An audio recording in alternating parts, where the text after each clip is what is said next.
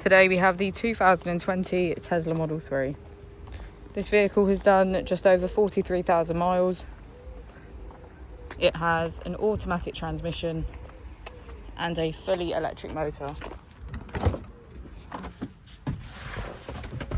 On our user interface, we're met with navigation as a feature, as well as an overview of the vehicle. This allows us to open the bonnet, charging port and boot, all from within inside the car.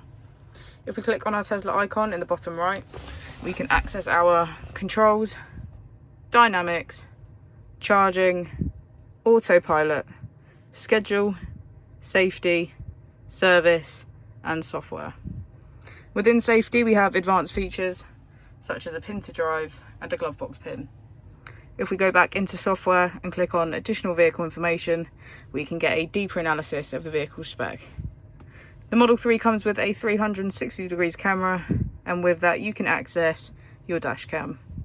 If we press here, we can access our climate control, which includes heated seats on either side.